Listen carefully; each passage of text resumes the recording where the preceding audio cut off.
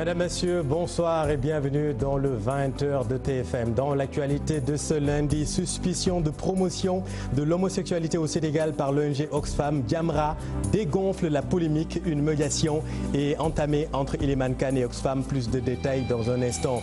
L'État est décidé à appliquer dans toute sa rigueur la loi anti-plastique au Sénégal.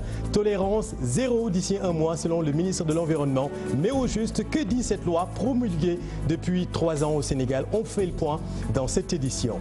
Lot de consolation pour la SDE, sa filiale, la Sénégalaise des eaux rurales, a signé un contrat avec l'Office des forages ruraux. Jamra joue les bons offices dans le différent Oxfam Elimane Kane. Très à cheval sur la lutte contre la dégradation des mœurs, Jamra semble relativiser le différend. Une médiation est née entre Oxfam et Elimane Kane. Nous y reviendrons dans un instant avec Habib Faye et Youssou Baro. En tout cas, selon la direction d'Oxfam, la procédure de licenciement engagée à l'encontre de M. Elimane Kane n'a rien à voir avec une supposée promotion des LGBT au sein d'Oxfam. Elimane Kane n'aurait tout simplement pas respecté le code de conduite de l'organisation. C'est pourtant ce code de conduite qu'il avait signé à son recrutement. Cheikh Diop et Gervais Yao.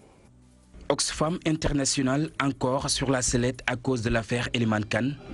Au siège de l'ONG situé à Mermoz, les responsables démentent catégoriquement les accusations de cet employé selon lesquelles ils font la promotion de l'homosexualité au sein de l'organisation.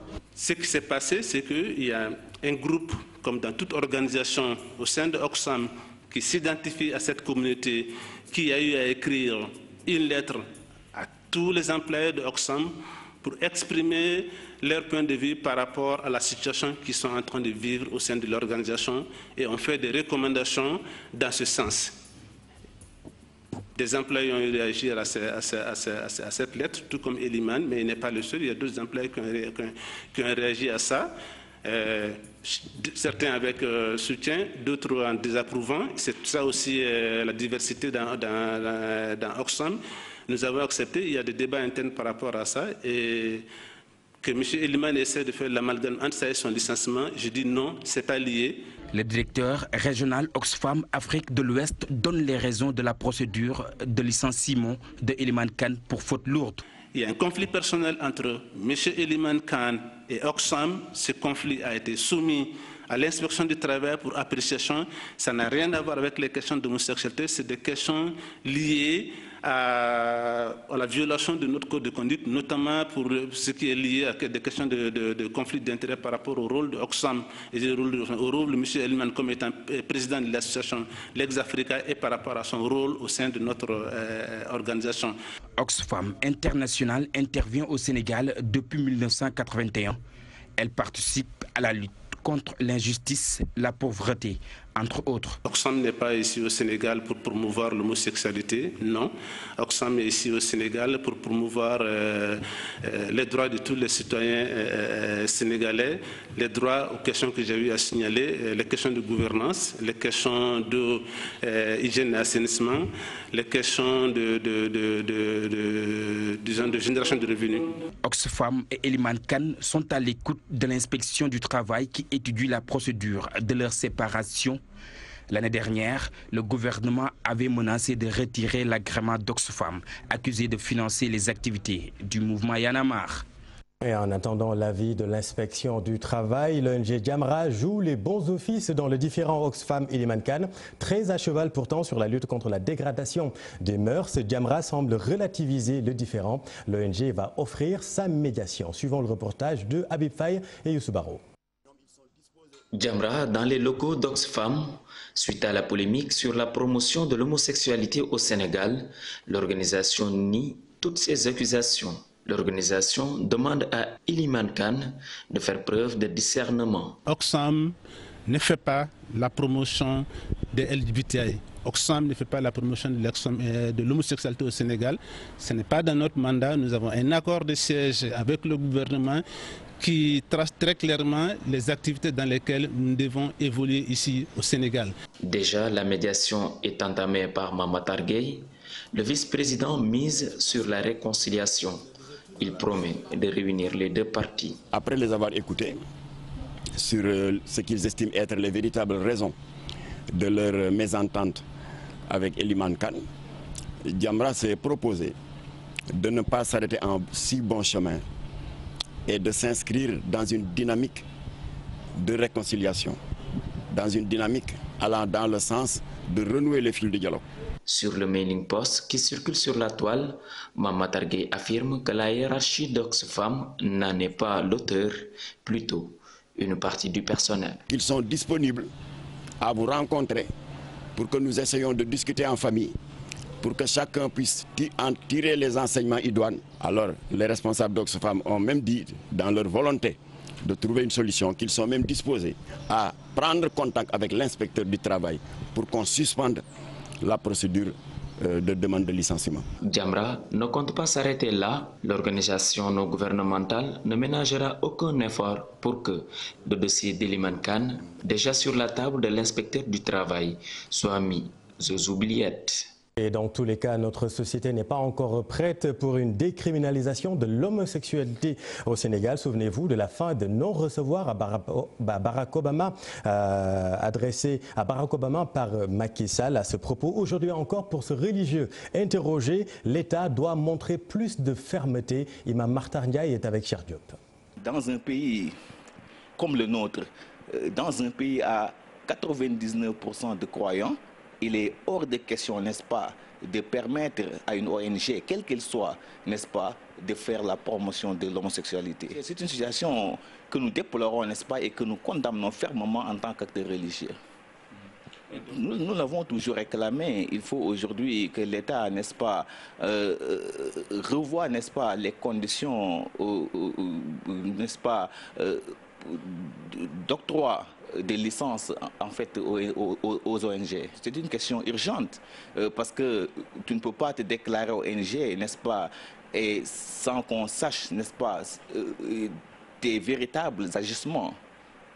Et quels sont les vrais motifs de la procédure de licenciement du responsable du programme Bonne Gouvernance au Sénégal de Oxfam? Oxfam ferait la promotion de l'homosexualité au sein de l'organisation. L'affaire a éclaté au grand jour ce week-end. Qui a tort, qui a raison? Les deux parties se renvoient la balle. Récit Mame Biram Diouf.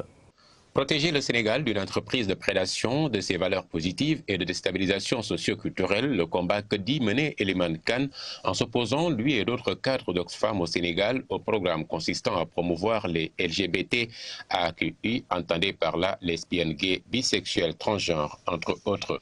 En déclinant la lettre, le responsable élite du programme gouvernance à Oxfam, Eliman Kane, évoque les conséquences qu'elle pourrait avoir sur le bureau d'Oxfam au Sénégal et la sécurité des agents.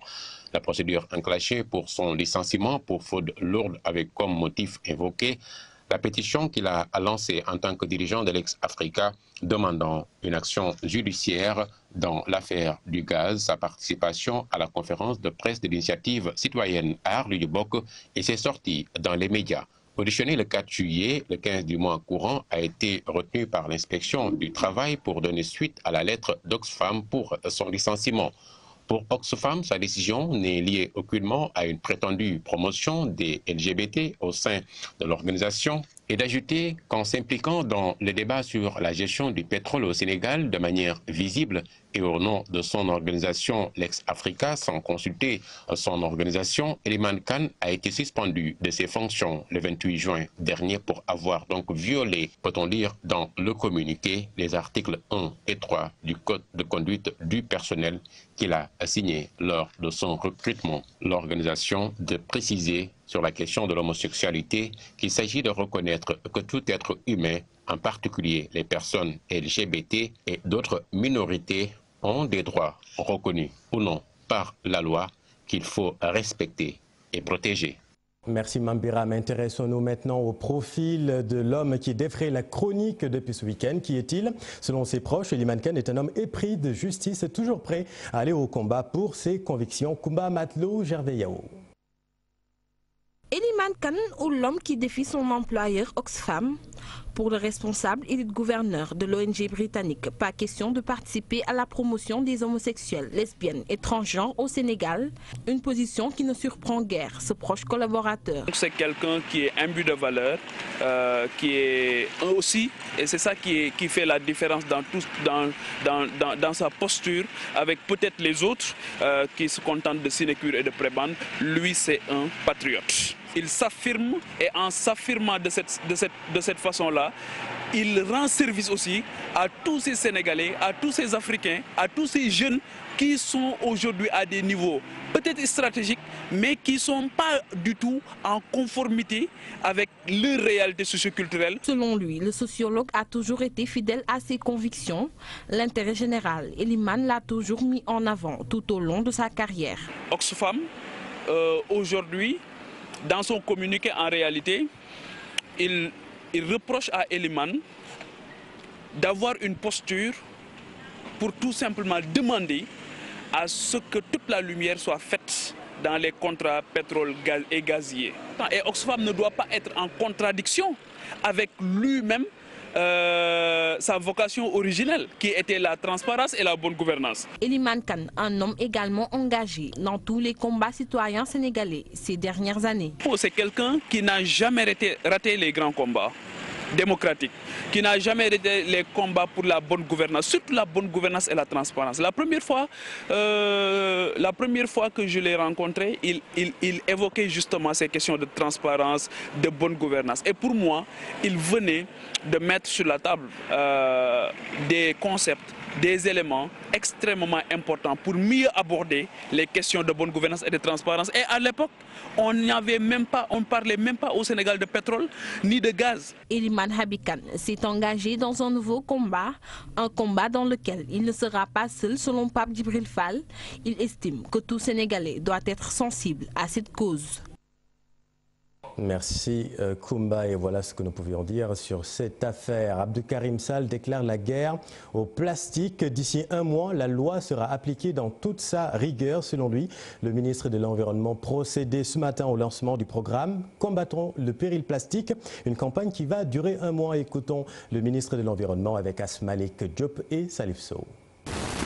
Pour la seule région de Dakar, l'estimation du potentiel de déchets plastiques sur la base d'une quantité de production journalière de 1500 tonnes de déchets solides urbains nous donne un tonnage de 99 700 tonnes par an, dont les emballages plastiques représentent 78%.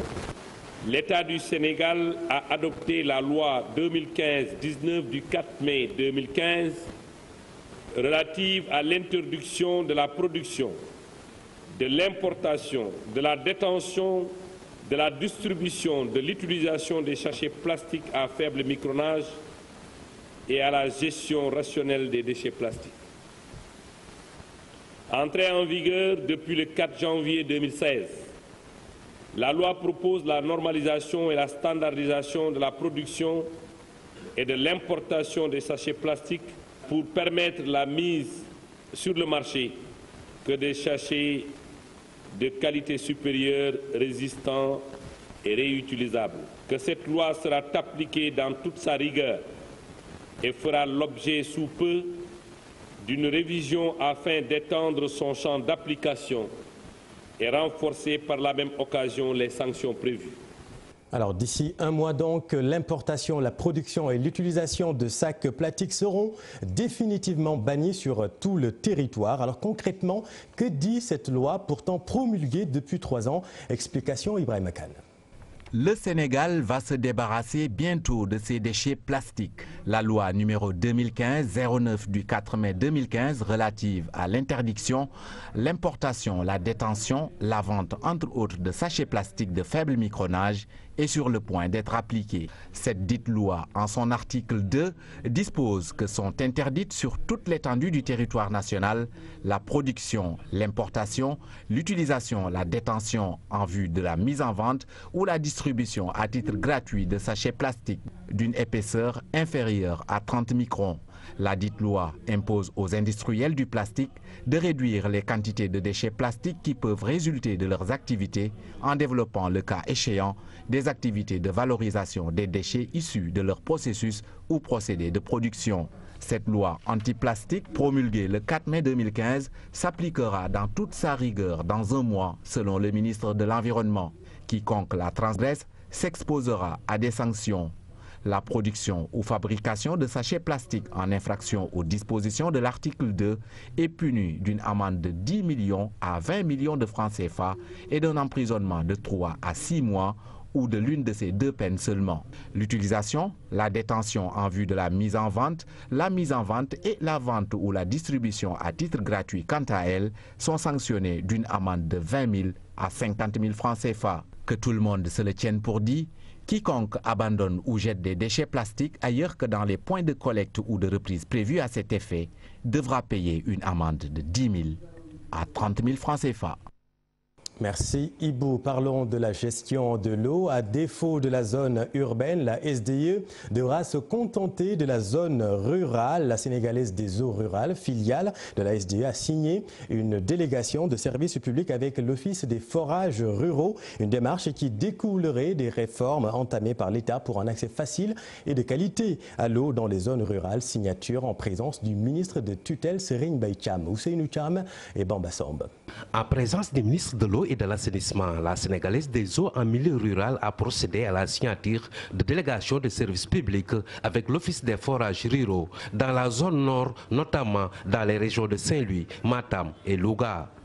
Cette signature entre dans le cadre de la délégation de services publics pour la gestion de la production et de la distribution d'eau en milieu rural au niveau des régions de Saint-Louis, Matam et Louga. Donc aujourd'hui, cette délégation de services publics a été remportée par la filiale sénégalaise des eaux rurales de la Sénégalaise des eaux. Donc je vous disais tout à l'heure que le professionnalisme de la Sénégalaise des eaux en milieu urbain sera répliqué à travers sa filiale sénégalaise des eaux rurales en milieu rural au niveau de cette zone nord. Plus de 90 communes et 2000 villages seront couverts selon le directeur général de la SDR.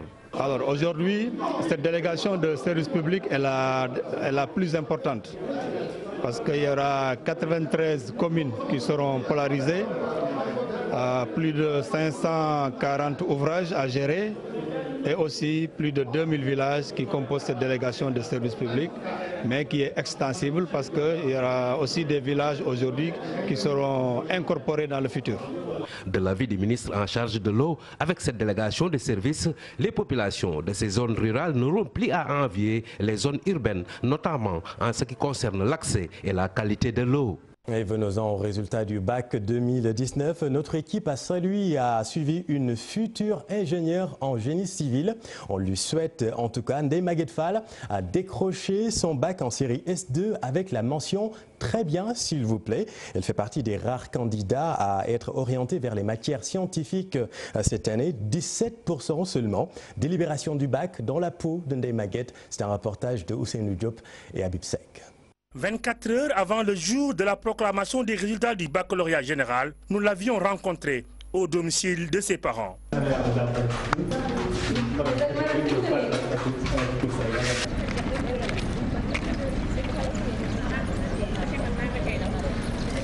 Ce lundi, tôt le matin, Ndeye Maguette Fall a quitté son domicile à pas feutré dans le quartier de Ngalel, situé à quelques kilomètres de la ville de Saint-Louis. La confiance en bandoulière, notre candidate est accompagnée par sa famille après les bénédictions de son papa. Devant le président du jury 915 du lycée technique André Pétavin, la jeune fille née le 15 février 2001 attendait avec impatience que le président du jury prononce son nom.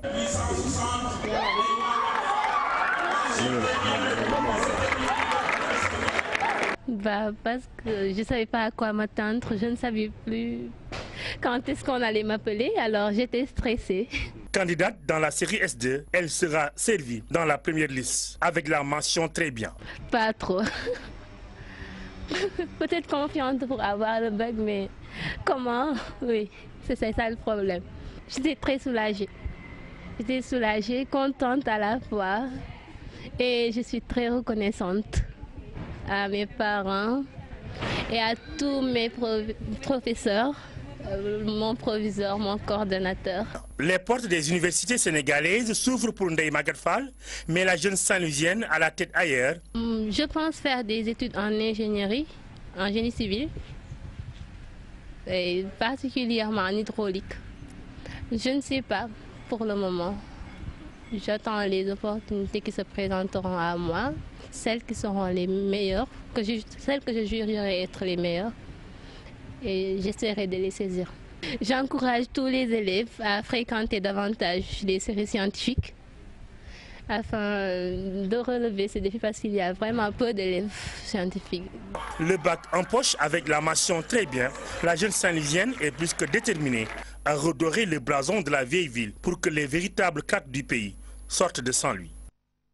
Voilà, merci Ousseynou et félicitations mademoiselle. Restons justement dans la zone pour parler d'une autre star des matières scientifiques. Le professeur Mary Teuw Niane a repris sa vie d'enseignant après son passage au ministère de l'enseignement supérieur. Lui aussi, nous l'avons suivi dans son nouveau train-train quotidien pour les étudiants. Le professeur est tout simplement une leçon d'humilité. Ministre de la République, la vie d'après, c'est un reportage de Maguette Souaré Diallo et Diafara Ba. Comment ça va? Vous allez bien? C'est comment? À 7h30, il nous reçoit chez lui, tout décontracté. Le professeur Mary Teuw Niane accourt à l'université Cheikh Anta Diop. 9h, l'enseignant retrouve de vieilles habitudes après 12 années. Heureux de retrouver l'université, sa seconde famille. Beaucoup de chaleur, beaucoup de, je dirais, une sorte de libération intellectuelle. Puisque un professeur devant les étudiants, c'est toujours un homme libre, c'est aussi des étudiants libres et surtout pour un cours de mathématiques en deuxième année de master. Peut-être une appréhension physique parce que je me suis dit je vais faire le cours comme je faisais avant, qui est les cours de master, je les faisais en 3 heures d'affilée. Et j'ai commencé par faire 3 heures d'affilée le premier jour. C'est vrai qu'à la fin, les jambes étaient lourdes, mais je me sentais tout à fait bien. Après son départ du gouvernement et 6 années passées à la tête du ministère de l'enseignement supérieur, reprendre son métier d'éducateur était pour lui comme une évidence. Moi, j'ai toujours aimé, même quand j'étais ministre, j'ai voulu faire des cours. L'enseignement, c'est une passion. Moi, j'aime le dire. Si on n'est pas passionné par le métier, ce n'est pas la peine de le faire. Moi, je l'ai choisi. J'aurais pu faire électrotechnique, travailler là-dedans, mais c'est ce que j'ai choisi. L'ancien ministre prouve qu'il est un homme du sérail, expliqué tantôt et parfois corrigé. Le professeur Mary Teuw maîtrise son sujet. C'est la formation qui est importante chez un enseignant et le travail que vous avez fait avant. Quand vous avez eu une bonne formation, parce que j'ai eu la chance de faire les classes préparatoires, donc ça vous donne une formation très solide. Et ensuite, j'ai eu à enseigner et à beaucoup enseigner. Moi, j'avais une habitude, quand je donne un cours pendant 2 ans, je change de cours. J'aime pas refaire pendant assez longtemps le même cours. Et même quand je le reprenais, j'essayais de le faire autrement. Peut-être que tout cela m'a aidé à me replonger et puis on est en M2. Une chose est sûre, ces étudiants ne vont pas oublier sitôt cette journée. C'est un plaisir pour moi et pour tous les autres ici présents d'avoir assisté. En plus, c'est un honneur donc, de le voir auparavant peut-être sur les images, donc à l'écran. Et ça nous faisait plaisir d'entendre que c'est un grand professeur digne de son nom, de renommée internationale. L'enseignant est assez ouvert parce que dès le premier cours, il nous a filé son numéro de téléphone, son mail. Et je vois des fois, il nous reçoit dans son bureau. Et on parle avec lui, on discute. Il nous propose même des possibilités d'études à l'étranger. C'est un gars qui est franchement génial, qui est aussi généreux. Il connaît les maths, quoi. Il est intéressant en plus de ça. Bien sûr, il est accessible. Il est accessible. Professeur agrégé en maths de classe exceptionnelle, ancien recteur de l'université Gaston Berger de Saint-Louis, ministre de l'enseignement supérieur, avant de retrouver les amphithéâtres, l'homme se dit épanoui car se trouvant toujours dans son univers naturel, le partage du savoir. Merci Maguette. Reparlons de l'affaire Petro-Tim. Le grand Serigne de Dakar lui pointe du doigt le président Abdoulaye Wade. Selon Abdoulaye Makhtar Diop, l'ex-président a la plus grande responsabilité dans cette affaire car c'est lui qui a ouvert la voie en premier à Franck Timis. Fatima Touré et Modou Diop. L'actualité du pétrole qui défraie la chronique ces temps-ci ne laisse pas indifférente la communauté lébou. En croire le grand Serigne de Dakar, la responsabilité de Karim Wade et compagnie est aussi engagée dans l'affaire Petro-Tim. Le contrat Petro-Tim qui anime le Sénégal est le dernier des contrats signés depuis 2011. Je le répète, je ne récuse ni la légalité de ces contrats, ni la légalité et l'autorité de ceux qui les ont signés. Je fais référence ici à Karim Wade. Je fais référence ici à Ibrahim Mbouch, directeur général de Petrosen. Je fais référence au président Abdoulaye Wade qui a approuvé ces différents contrats. Abdoulaye Makhtar Diop dit être en phase avec le décret signé en 2012 par le président Macky Sall sur le contrat Petro-Tim. Si le président Macky Sall voulait par des entourloupes favoriser son jeune frère, il n'avait nullement besoin de signer un décret et je m'explique. Parce que dans la pratique internationale en ces matières, la signature du ministre. Par ailleurs, la loi sur le contenu local est décriée par la communauté lébou. Elle veut une révision de celle-ci. La notion de contenu local n'exprime pas ce qu'il y a dans le fond de la loi. Parce que le fond de la loi, c'est la défense des intérêts des sociétés sénégalaises, des personnalités sénégalaises, des industries, des entreprises et des prestataires de services sénégalais. Donc, cette loi devrait être appelée une loi pour la défense des intérêts des Sénégalais. Au Sénégal, tous les contrats signés sont rendus publics, précise Abdoulaye Makhtar Diop. Pour le dignitaire lébou, le régime Sall a signé dans la transparence tous les contrats relatifs aux ressources. Et puis 86 millions de francs CFA, c'est le budget de l'Union des chambres de commerce du Sénégal pour cette année 2019. Dans une assemblée générale tenue ce matin, le président du chambre de commerce de Diourbel, Moustapha Cisselo, juge le budget anodin et appelle l'État en renouvellement des élections. Nous l'écoutons au micro de Djariatou Fall et Tierno Laurent Mendy. Nous avons examiné plusieurs points, mais le plus important, c'est le vote du budget et le compte définitif de l'année 2018. Donc, le budget est équilibré en recettes et dépenses à 86 millions, ce qui n'est pas vraiment un budget colossal par rapport aux ambitions et aux objectifs que nous nous sommes fixés pour le bon fonctionnement et l'encadrement des chambres consulaires. Nous avons fait là une déclinaison du programme que nous allons mettre en œuvre. Il y aura bien évidemment, comme l'a dit le président Serigne Mboup, une rencontre de haut niveau entre les présidents secrétaires généraux à Diourbel, dans la région de Diourbel, le 24 août prochain, où nous allons discuter des réformes que nous avons déjà engagées pour faire le toilettage du décret d'application que nous allons proposer au ministre du Commerce et au président de la République pour que très vite nous puissions aller vers le renouvellement des chambres consulaires parce que le mandat est terminé et nous gérons une transition au nom de la loi. Donc nous espérons pouvoir aller aux élections avant la fin de l'année 2021 parce que c'est un long processus, parce qu'il y aura des inscriptions, il y aura des réformes pour la mise en œuvre de la loi. Nous allons rencontrer le ministre pour faire la restitution et envoyer une lettre pour que le président puisse recevoir l'Union nationale des chambres consulaires pour discuter avec eux parce que l'avenir des chambres, ce n'est pas le secteur privé seulement. Mais au-delà du secteur privé, il y a ceux-là qui gèrent ces chambres parce que nous sommes élus. Nous bénéficions d'une légitimité que nous tirons des opérateurs économiques. Donc nous sommes partie prenante de ces réformes. Donc l'État doit nous écouter et prendre en compte nos suggestions, nos remarques pour aller de l'avant. Et puis ça y est, la zone de libre-échange continentale, la ZLEC, est officiellement entrée dans sa phase opérationnelle ce dimanche à Niamey. 32 chefs d'État se sont réunis pour la naissance de ce marché continental africain de quelque 1,2 milliard de personnes quand même. Un projet ambitieux dit de développement économique, seulement des obstacles restent encore à franchir. Récit Daniel Diouf. La zone de libre-échange, une nouvelle entité qui doit permettre de multiplier les échanges intra-africains, d'accélérer le développement du continent, c'est du moins tout l'esprit.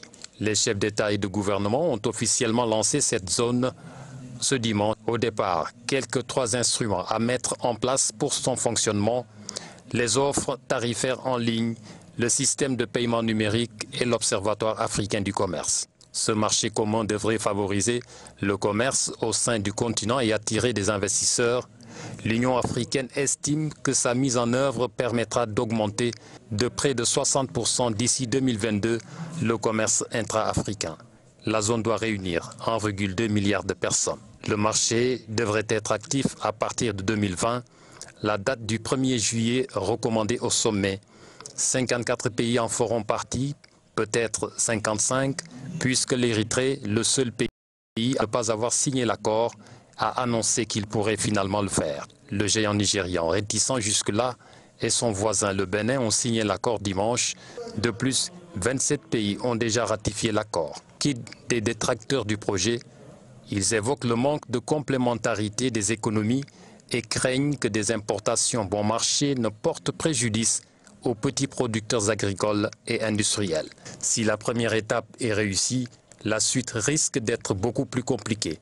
Les négociations s'annoncent longues, le calendrier des réductions de droits de douane et la circulation des... Merci Daniel. Le nouveau directeur de Tigo annonce le lancement de la 4G+ pour bientôt. La nouvelle direction était dans les locaux de GFM ce matin au menu des échanges. Comment renforcer le partenariat entre les deux groupes? Une collaboration vieille de 18 ans. Aminata Maresso et Tierno Loromendi. C'est une visite de courtoisie du directeur de Tigo Sénégal dans les locaux de la télévision Futur Média. Une primauté accordée au groupe Futur Média pour plusieurs raisons. Le groupe Futur Média, c'est le leader dans le domaine de l'audiovisuel de manière générale au Sénégal. Et c'est tout à fait normal qu'on vienne les voir parce qu'on a un partenariat qui date de très longtemps. Et on est dans une démarche de renforcement de ce partenariat. Tigo, groupe Futur Média, c'est 18 années de collaboration.